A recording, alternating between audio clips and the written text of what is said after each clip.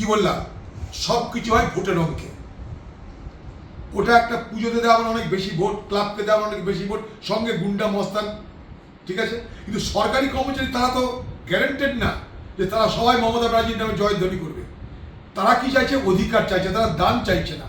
পশ্চিমবঙ্গ সরকারের কাছে অধিকার কামনা কেউ করো না।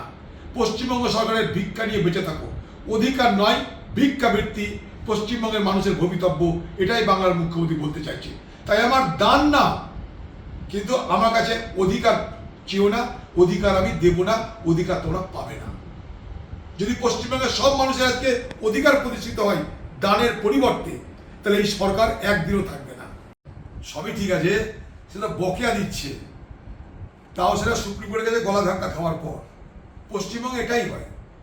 আমরা সরকারি কর্মচারী, শিক্ষক, শিক্ষা দেখতে পারি যারা আন্দোলন করছে, সর্বত্র সুপ্রিম কোর্টের হস্তক্ষেপেই তারা 31শে ডিসেম্বর পর্যন্ত চাকরি করতে পারবে। তারপরেও পশ্চিমবঙ্গ সরকার মনে করলে সকলের জন্য সুব্যবস্থা করতে পারে, কিন্তু করবে না। কারণ ওদের দরকার গুন্ডা, মস্তান, পুলিশ। শিক্ষক, শিক্ষিকা, কর্মচারীদের দরকার নাই। ওদের পার্টিকে বেঁচে থাকতে গেলে দরকার গুন্ডা, মস্তান, পুলিশ, চোর, ডাকাত, দুর্নীতিবাদ।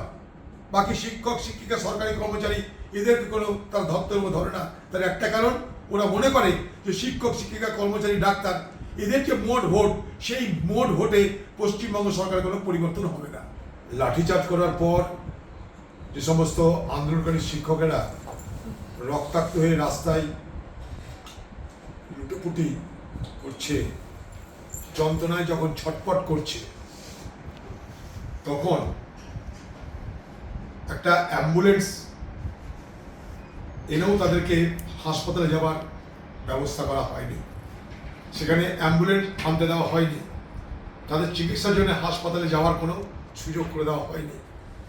আরে দ্বিতীয় বিশ্বযুদ্ধেও এ পৃথিবীতে রেড ক্রস ছিল, যারা আহত হতো তাদেরকে হাসপাতালে নিয়ে যাওয়ার জন্য।